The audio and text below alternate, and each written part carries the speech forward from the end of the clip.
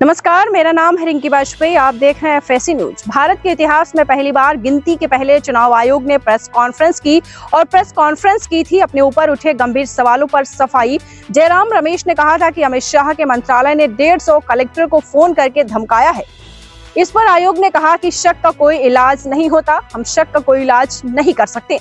मुख्य चुनाव आयुक्त राजीव कुमार ने सवालों का जवाब देते हुए कहा कि शक का इलाज तो हकीम लुकमान के पास भी नहीं है, तो हमारे पास कहां से हो जाएगा। लेकिन लगातार ऐसा आरोप लग रहा है। उन्होंने सोशल मीडिया ट्रोलिंग पर कहा कि हमें लापता जेंटलमैन कहा गया, लेकिन हम इस पर ध्यान नहीं देंगे, हम हमेशा अपने काम पर ध्यान देते आए हैं। आपको बता दें कि ऐसा पहली बार हुआ है जब इलेक्शन कमीशन ने लोकसभा चुनाव वोटिंग के बाद प्रेस कॉन्फ्रेंस की है। ये शायद इस बार हुआ है। 1952 के पहले चुनाव से लेकर अभी तक किसी भी लोकसभा चुनाव के दौरान आयोग ने वोटिंग के बाद और रिजल्ट के पहले प्रेस कॉन्फ्रेंस नहीं किया था। तो ऐसा क्यों हुआ? क्या चुनाव आयोग मान रहा है कि उसकी विश्वसनीयता की चंदियां उड़ चुकी हैं और बची खुशी कसर एग्जिट पोल के अनुमानों ने पूरी कर दी? चुनाव आयोग की प्रेस कॉन्फ्रेंस से ठीक पहले समाजवादी पार्टी के चीफ अखिलेश यादव लखनऊ में प्रेस कॉन्फ्रेंस करके चुनाव आयोग की चंदियां उड़ा चुके हैं। उन्होंने कहा कि बीजेपी काउंटिंग में धांधली करा सकती है। हो सकता है कि भाजपा काउंटिंग धीमी करवा दे और रात में बत्ती गुल करवा दे। अखिलेश यादव ने कहा कि चुनाव खत्म होने के बाद बहुत सारे एग्जिट पोल तरह तरह की जानकारी दे रहे हैं। जितनी ऊंचाई पर जाकर कटती है पतंग, उतना बड़ा होता है उसका पतन। अखिलेश ने दावा किया है कि इंडिया गठबंधन यूपी में सबसे ज्यादा सीटें जीतने जा रहा है और पूरे देश में इंडिया गठबंधन को इंडिया के मुकाबले बहुत ज्यादा सीटें मिलने जा रही हैं। देश नकारात्मक ताकतों से जीतने जा रहा है। अखिलेश तो यहाँ तक कहते आ रहे हैं कि भाजपा अकेले दम पर 140 सीटों से ज्यादा नहीं जीत पाएगी। 140 करोड़ के देश की जनता इनको 140 सीटों के लिए भी तरसा देगी। तो क्या इन दावों में कोई दम है? देखिए, पूरा विपक्ष कह रहा है कि एग्जिट पोल के सारे अनुमान धरे के धरे रह जाएंगे। अखिलेश यादव कह रहे हैं कि तेजस्वी यादव कह रहे हैं, स्टालिन कह रहे हैं, ममता बनर्जी कह रही हैं। और तो और खुद एनडीए के कई घटक दलों को भी लगता है कि 1 जून को जो पुथन्ना चैनल पर जारी हुआ है, 4 जून को उसकी किरचें उड़ती देर नहीं लगेगी। तो क्या इसे गंभीरता से लिया जा सकता है या फिर ये बेसिरे पैर की बातें हैं?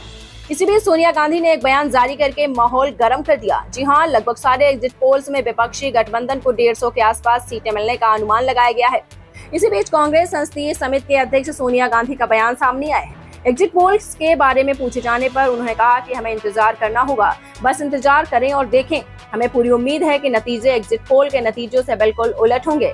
हम एग्जिट पोल का गिविंग मेजोरिटी तो एनडीसीसी। आपको बता दें कि सोनिया गांधी डीएम के कार्यालय में आयोजित कार्यक्रम में भाग लेने पहुंची।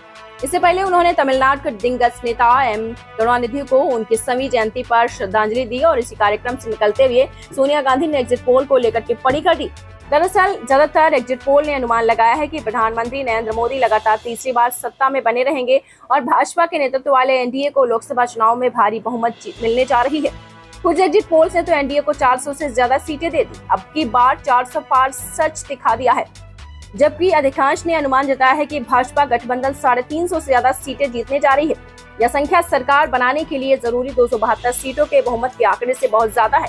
11 एग्जिट पोल के पोल ऑफ पोल्स में एनडीए को 365 और इंडिया को केवल 145 सीटें मिलने का अनुमान है। अन्य को 32 सीटें मिल सकती हैं। बीजेपी 2019 में मिली 300 का आंकड़ा पार कर सकती है। इस पर कांग्रेस अध्यक्ष मल्लिकार्जुन खड़गे ने इंटरव्यू में कहा कि प्रधानमंत्री के कुछ दोस्त हैं, मीडिया उनकी मुट्ठी में है, वो इसका बहुत इस्तेमाल करते हैं, उन्हें तैयार सवाल और जवाब मिलते हैं। खड़गे ने पूछा कि मोदी ने क्या कोई प्रेस कॉन्फ्रेंस की है जैसे मनमोहन सिंह किया करते थे? ये बस चुनिंदा लोगों को बुलाते हैं और उन्हें वही जवाब देते हैं जिनके सवाल पहले से तय होते हैं। इधर एक और घटना ने सभी का ध्यान अपनी तरफ खींचा है। बिहार के मुख्यमंत्री नीतीश कुमार अचानक ऐसे प्रधानमंत्री नरेंद्र मोदी से मिलने दिल्ली पहुंच जाते हैं। आपको पता होगा कि हर एग्जिट पोल में बिहार में एनडीए को भारी नुकसान दिखाया गया है। इसमें भी सबसे ज्यादा भाजपा को नुकसान दिखाया गया है। ऐसे में नतीजों से ठीक एक दिन पहले मोदी से मिलने के लिए नीतीश कुमार का दिल्ली पहुंचना बहुत कुछ कहता है। एयरपोर्ट से उनका काफिला सीधे प्रधानमंत्री के महल की ओर चल पड़ता है और वहां से निकलने के बाद नीतीश कुमार अमित शाह से मिलने पहुंच जाते हैं। अभी तक इन दोनों की मुलाकात का एजेंडा सामने नहीं आया है, लेकिन इसे लेकर बिहार में राजनीतिक हलचल बहुत तेज हो गई है। इसके पीछे तेजस्वी यादव का वो बयान भी है जिसमें उन्होंने कहा था कि नीतीश चाचा का मन एनडीए में नहीं लग रहा है और वो पलटने की गुंजाइश ढूंढ रहे हैं। एक बात बता दें, चाचा जी का शरीर मन ही है। हालांकि फिलहाल इन दावों का और कोई तात्कालिक अर्थ नहीं निकाला जा सकता। उधर आरजेडी सांसद मनोज झा ने चेतावनी भरे लहजे में चुनाव में लगे अफसरों से कहा है कि काउंटिंग में घाल मेल मत कीजिएगा, नहीं तो जनता तैयार है। उन्होंने कहा कि पोस्टल बैलेट के आधार पर अगर 2020 वाले फरेब की अगर कहीं संभावना या आहट तक सुनाई दी तो इसका मतलब यह विरोध साल 2020 जैसा नहीं रहेगा। इस विरोध के पीछे बिहार की पूरी जनता खड़ी होगी। उन्होंने कहा कि पोस्टल बैलेट किसका होता है सबको पता है, या उनका होता है जो बड़ी संख्या में बदलाव चाहते हैं।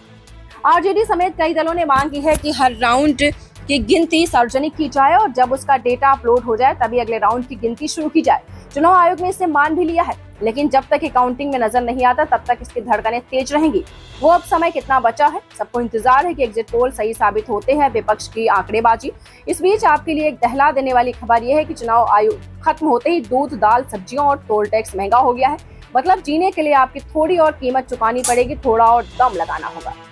तो हमारे साथ देखते रहिए फाइट अगेंस्ट क्रिमिनल चैनल और पढ़ते रहिए fight against criminal daily newspaper. आज की खबर में बस इतना ही। वीडियो को लाइक करें और चैनल को सब्सक्राइब कर लें जिससे आने वाली वीडियो की नोटिफिकेशन आपको मिलती रहे।